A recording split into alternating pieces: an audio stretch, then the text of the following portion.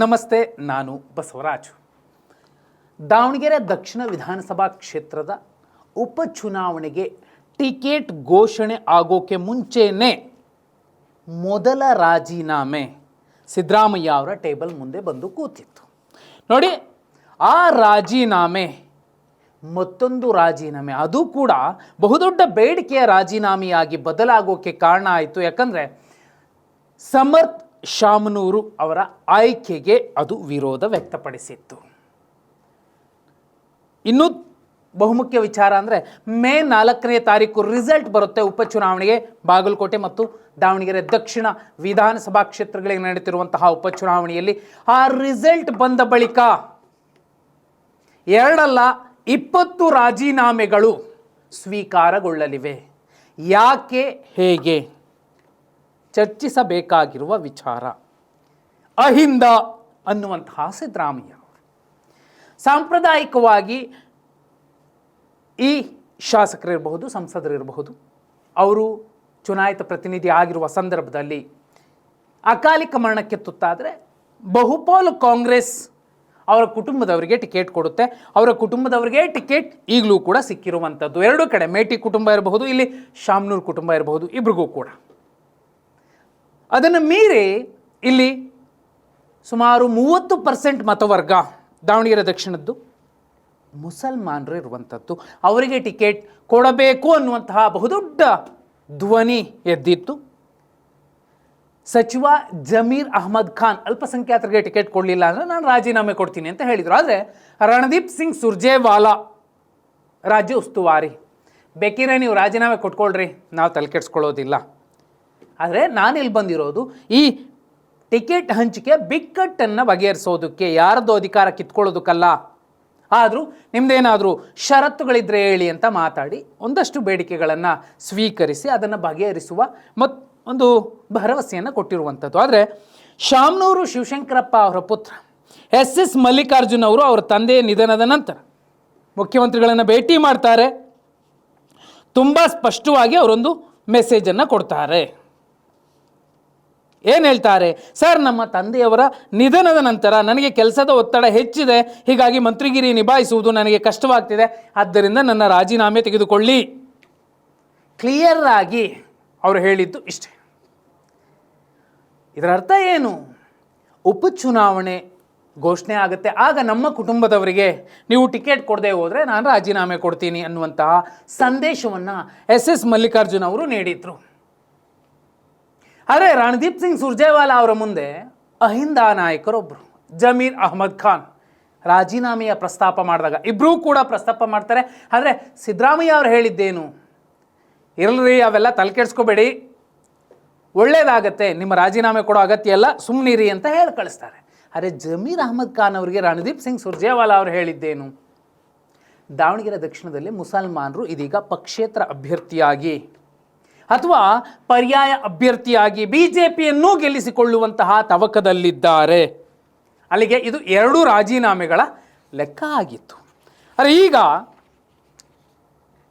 CM ಕುರ್ಚಿಯ ಕದನದ ಮಧ್ಯೆ ಇನ್ನೂ ಆ ಆಸೆಯನ್ನು ಮೊಟುಕುಗೊಳಿಸದೇ ಇರುವಂತಹ DK ಶಿವಕುಮಾರ್ ಅವರು ದಾವಣಗೆರೆ ದಕ್ಷಿಣದಲ್ಲಿ ಅಲ್ಪಸಂಖ್ಯಾತರಿಗೆ ಅನ್ಯಾಯವಾಗುವ ರೀತಿಯಲ್ಲಿ ನೋಡಿಕೊಂಡ್ರ ರಣದೀಪ್ ಸಿಂಗ್ ಸುರ್ಜೇವಾಲಾ ಅವರ ಮೂಲಕ. ಈ ಮೂಲಕ ಸಿದ್ದರಾಮಯ್ಯ ಅವರನ್ನು ಇಕ್ಕಟ್ಟಿಗೆ ಸಿಲುಕಿಸುವಂತಹ ಪ್ರಯತ್ನ ಮಾಡಿದ್ರ, ಎಲ್ಲೋ ಒಂದು ಕಡೆ ಆ ವಿಷಯದಲ್ಲಿ ಯಶಸ್ಸನ್ನು ಕಂಡ್ರ. ಕಾರಣ ಇಷ್ಟೇ, ಎಸ್ ಮಲ್ಲಿಕಾರ್ಜುನ್ ಅವರು ರಾಜೀನಾಮೆ ಕೊಟ್ಟು ಬಹುದೊಡ್ಡ ಸವಾಲನ್ನು ಮುಂದಿಟ್ಟಾಗ ಪರೋಕ್ಷವಾಗಿ ರಾಜೀನಾಮೆ ಬೇಡ ಅನ್ನೋ ಮೂಲಕ ಸಮರ್ಥ್ ಆಯ್ಕೆಗೆ ನನ್ನ ಸಹಮತ ಇದೆ ಅನ್ನೋದನ್ನು ಸಿದ್ದರಾಮಯ್ಯ ಅವರು ವ್ಯಕ್ತಪಡಿಸಿದರೆ, ರಣದೀಪ್ ಸಿಂಗ್ ಸುರ್ಜೇವಾಲಾ ಅವರು ಜಮೀರ್ ಅಹ್ಮದ್ ಖಾನ್ ಅವರ ವಿಚಾರದಲ್ಲಿ ನಡೆದುಕೊಂಡ ರೀತಿ, ಆಡಿದ ಮಾತು ಎಷ್ಟು ದುಬಾರಿ ಆಗಬಹುದು ಕಾಂಗ್ರೆಸ್ಗೆ. ಯಾಕಂದರೆ ರಿಸಲ್ಟ್ ನಂತರ ದೆಹಲಿಗೆ ಹೋಗೋರಿದ್ದಾರೆ ಮುಖ್ಯಮಂತ್ರಿ ಸಿದ್ದರಾಮಯ್ಯ ಅವರು. KC ವೇಣುಗೋಪಾಲ್ ಅವರು ತುಂಬ ಸ್ಪಷ್ಟವಾಗಿ ಹೇಳಿದ್ದಾರೆ ಕೇರಳದಲ್ಲಿ ನಡೆದಂತಹ ಇಂಡಿಯಾ ಟುಡೇ ಕಾನ್ಕ್ಲೇವಲ್ಲಿ, ಈ ದೇಶದ ಅತ್ಯಂತ ಪ್ರಭಾವಿ ಮುಖ್ಯಮಂತ್ರಿ, ಅತ್ಯಂತ ಹಿಂದುಳಿದ ಸಮುದಾಯದ ಮುಖ್ಯಮಂತ್ರಿ, ಪರ್ಯಾಯವಿಲ್ಲದ ನಾಯಕ ಅದು ಸಿದ್ದರಾಮಯ್ಯ ಅಂತ. ಹಾಗಿದ್ದಾಗ ಸಿದ್ದರಾಮಯ್ಯ ಅವರನ್ನು CM ಸ್ಥಾನದಿಂದ ಇಳಿಸೋಕೆ ಸಾಧ್ಯ ಇಲ್ಲ. ಒಂದು ವೇಳೆ DK ಶಿವಕುಮಾರ್ ಅವರು ಪಟ್ಟು ಹಿಡಿದ್ರೆ ದೆಹಲಿಯಲ್ಲಿ ಒಂದು ಸುತ್ತಿನ ಮಾತುಕತೆ ಆಗುತ್ತೆ. ಒಂದು, ಕಾಂಗ್ರೆಸ್ ವಲಯದಲ್ಲಿ ಚರ್ಚೆ ಆಗ್ತಿರೋ ವಿಚಾರ 3:2 ಅನುಪಾತದಲ್ಲಿ 3 ವರ್ಷ ನೀವು ಮುಖ್ಯಮಂತ್ರಿ ಆಗಿದ್ದೀರಿ, ಇನ್ನು 2 ವರ್ಷ ಡಿ ಕೆ ಶಿವಕುಮಾರ್ ಅವರಿಗೆ ಸಿ ಎಂ ಸ್ಥಾನ ಬಿಟ್ಟು ಕೊಡಿ ಅಂತ ಒಂದು ವಿಚಾರವನ್ನು, ಒಪ್ಪಂದದ ಮಾತನ್ನು ಮುಂದಿಡಬಹುದು. ಅದು ರಾಹುಲ್ ಗಾಂಧಿ ಅವರ ಸಮ್ಮುಖದಲ್ಲಿ. ಆದರೆ ರಾಹುಲ್ ಗಾಂಧಿ ಅವರು ಕೂಡ ಸಿದ್ದರಾಮಯ್ಯ ಅವರನ್ನು ಸಿ ಎಂ ಸ್ಥಾನದಿಂದ ಇಳಿಸುವಂತಹ ಪ್ರಯತ್ನ ಮಾಡೋದಿಲ್ಲ. ಇಷ್ಟೇನಾ? 2028ಕ್ಕೆ ಮತ್ತೆ ಸಿದ್ದರಾಮಯ್ಯ ಅವರೇ ಸಿ ಎಂ ಅಭ್ಯರ್ಥಿ ಅಂತ ಡಿ ಕೆ ಶಿವಕುಮಾರ್ ಮತ್ತು ಸಿದ್ದರಾಮಯ್ಯ ಒಟ್ಟಿಗೆ ಚುನಾವಣೆ ಎದುರಿಸೋದು. ಆಗ ಅಹಿಂದ ಮಂದಿ ಮತ್ತೆ ಅದೇ ಹುಮ್ಮಸ್ಸಿನಲ್ಲಿ ಕಾಂಗ್ರೆಸ್ಗೆ ಮತ ಹಾಕಬಹುದು ಮತ್ತು ಗ್ಯಾರಂಟಿಗಳು ಕೂಡ ಕೈಗೂಡಬಹುದು. ಇದರಿಂದ ಕಾಂಗ್ರೆಸ್ಗೆ ಲಾಭ ಆಗುತ್ತೆ, ಸರಳ ಬಹುಮತ ಅಂತೂ ಬರುತ್ತೆ ಅನ್ನುವಂತಹ ನಿರೀಕ್ಷೆಯಲ್ಲಿ ಕಾಂಗ್ರೆಸ್ ಹೈಕಮಾಂಡ್ ಲೆಕ್ಕಾಚಾರ ಹಾಕ್ಕೊಂಡಿದೆ. ಆಗಲೂ ಕೂಡ 2020 ಲೆಕ್ಕಾಚಾರ, 2.5 ವರ್ಷ ಸಿದ್ದರಾಮಯ್ಯ ಅವರು, 2.5 ವರ್ಷ ಡಿ ಕೆ ಶಿವಕುಮಾರ್ ಅವರು ಅನ್ನುವಂತಹ ಒಂದು ಹೊಸ ಅಧಿಕಾರ ಸೂತ್ರದ ಒಪ್ಪಂದದ ಚರ್ಚೆಯನ್ನು ಮುಂದಿಡಬಹುದು. ಇದು ಯಾವ ಮಾತನ್ನೂ ಕೂಡ ಸಿದ್ದರಾಮಯ್ಯ ಅವರ ಬಣ ಆಗಲಿ ಸಿದ್ದರಾಮಯ್ಯ ಅವರಾಗಲಿ ಕೇಳೋದಿಲ್ಲ. ಫೈನಲಿ ಏನು ಮಾಡಬಹುದು? ಸರಿ, ಸಂಪುಟ ಪುನರ್ರಚನೆಗೆ ಅವಕಾಶ ಕೊಡಬಹುದು. ಆಗ ಯಾಕಂದರೆ ಈಗ ಆಲ್ರೆಡಿ ಒಂದು ರಿಪೋರ್ಟ್ ಸಿಕ್ಕಿರುವಂಥದ್ದು ಕಾಂಗ್ರೆಸ್ ಹೈಕಮಾಂಡ್ಗೆ, ಈಗಿರುವ ಸಚಿವರನ್ನೇ ಮುಂದಿಟ್ಕೊಂಡು ಹೋದರೆ ಸ್ಥಳೀಯ ಸಂಸ್ಥೆಯ ಚುನಾವಣೆಯಲ್ಲೂ ಕೂಡ ಕಾಂಗ್ರೆಸ್ ಗೆಲ್ಲೋದಕ್ಕೆ ಸಾಧ್ಯ ಇಲ್ಲ ಅಂತ. ಇದ್ದೇ ಕಾರಣಕ್ಕೆ 20 ಸಚಿವರ ಪಟ್ಟಿ ಮಾಡಿಕೊಂಡು ಯಾರನ್ನು ಸಂಪುಟದಿಂದ ಕೈ ಬಿಡಬೇಕು, ಆ ಪಟ್ಟಿಗೆ ಅನುಗುಣವಾಗಿ ಕಾಂಗ್ರೆಸ್ ಹೈಕಮಾಂಡ್ ಮುಂದೆ ಆ ಪಟ್ಟಿಯನ್ನು ಇಡೋದು. ಅಷ್ಟೂ ಜನರನ್ನು ಸಚಿವ ಸ್ಥಾನದಿಂದ ಕೆಳಗಿಳಿಸಿ ಅಲ್ಲಿಗೆ ಹೊಸಬರಿಗೆ, ಅದು ಸಾಮಾಜಿಕ ನ್ಯಾಯದ ಅಡಿಯಲ್ಲಿ ಎಲ್ಲರಿಗೂ ಕೂಡ ಅವಕಾಶ ಮಾಡಿಕೊಡುವಂತಹ ಪ್ರಯತ್ನಗಳ ಭಾಗವಾಗಿ 20 ರಾಜೀನಾಮೆ ಮುಂದೆ ಬಂದು ನಿಲ್ಲಬಹುದು. ಇನ್ನು ಈಗ ಅಲ್ಪಸಂಖ್ಯಾತರಿಗೆ ಅನ್ಯಾಯ ಆಗಿದೆ. ಯಾವುದು? ದಾವಣಗೆರೆ ದಕ್ಷಿಣ ವಿಧಾನಸಭಾ ಕ್ಷೇತ್ರದ ಉಪಚುನಾವಣೆಯ ಟಿಕೆಟ್ ಹಂಚಿಕೆಯ ಲೆಕ್ಕದಲ್ಲಿ. ಹಾಗಂತ ಸುಮ್ಮನೆ ಇರ್ತಾರ? ಈಗ ರಾಜ್ಯಸಭೆಗೆ ಇಲ್ಲಿಂದ ಸುಮಾರು 3 ಜನರನ್ನು ಆಯ್ಕೆ ಮಾಡಿ ಕಳಿಸಬೇಕಿದೆ. ಅಲ್ಲಿ ಅಲ್ಪಸಂಖ್ಯಾತರಿಗೆ ಒಂದು ಅವಕಾಶ, MLC ಆಯ್ಕೆಯಲ್ಲಿ ಮತ್ತೊಂದು ಅವಕಾಶ, ಹೀಗೆ ಸುಮಾರು 5 ಬೇಡಿಕೆಗಳನ್ನು ಜಮೀರ್ ಅಹಮದ್ ಖಾನ್ ಅವರು ಕಾಂಗ್ರೆಸ್ ಹೈಕಮಾಂಡ್ ಮುಂದೆ ರಣದೀಪ್ ಸಿಂಗ್ ಸುರ್ಜೇವಾಲಾ ಅವರ ಮುಂದೆ ಇರಿಸಿದಾಗ ಬಹುಪಾಲು ಷರತ್ತುಗಳಿಗೆ ಕಾಂಗ್ರೆಸ್ ಹೈಕಮಾಂಡ್ ಕೂಡ ಒಪ್ಪಿರೋ ಕಾರಣಕ್ಕೆ ಅಲ್ಪಸಂಖ್ಯಾತರು ಈ 2.5 ವರ್ಷದ ಕಾಲಕ್ಕೆ, 2 ಚಿಲ್ಲರೆ ವರ್ಷದ ಕಾಲಕ್ಕೆ ದಾವಣಗೆರೆ ದಕ್ಷಿಣದ ಟಿಕೆಟ್ ಸಮರ್ಥ ಅವರಿಗೆ ಸಿಗುತ್ತೆ. ಆದರೆ 2028ಕ್ಕೆ ದಾವಣಗೆರೆ ದಕ್ಷಿಣ ವಿಧಾನಸಭಾ ಕ್ಷೇತ್ರದ ಕಾಂಗ್ರೆಸ್ ಅಭ್ಯರ್ಥಿ ಅಲ್ಪಸಂಖ್ಯಾತರೇ ಆಗಿರ್ತಾರೆ ಅನ್ನೋ ಬಾಯಿ ಮಾತಿನ ಬಹುದೊಡ್ಡ ಭರವಸೆಯನ್ನು ನೆಚ್ಚಿಕೊಂಡು ಜಮೀರ್ ಅಹಮದ್ ಖಾನ್ ಅವರು ಕೂಡ ಕಾಂಗ್ರೆಸ್ ನಾಯಕರು, ಅದರಲ್ಲೂ ಸಿದ್ದರಾಮಯ್ಯ ಅವರ ಬಣದ ನಾಯಕರು ಸಮರ್ಥ ಅವರ ಆಯ್ಕೆಗೆ ಸಹಮತ ವ್ಯಕ್ತಪಡಿಸಿದ್ದಾರೆ.